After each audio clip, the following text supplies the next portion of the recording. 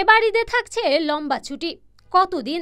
আসন্ন পবিত্র ঈদ উল ফিতরে এবার লম্বা ছুটির সুযোগ পাচ্ছেন সরকারি কর্মকর্তা ও কর্মচারীরা। ঈদ উপলক্ষে এর মধ্যে 5 দিন টানা ছুটি ঘোষণা করা হয়েছে।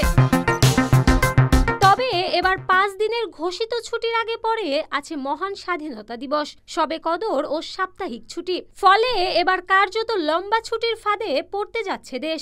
ঈদের আগে ও পরে 11 দিনের মধ্যে মাত্র 2 দিন অফিস খোলা থাকবে।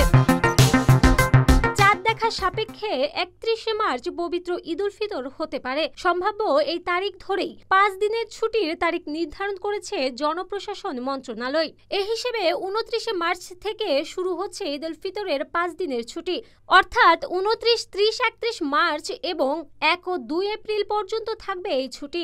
এর মধ্যে ঈদের দিন সাধারণ ছুটি, আর ঈদের আগের 2 দিন এবং পরের 2 দিন নির্বাহী আদেশে সরকারি ছুটি।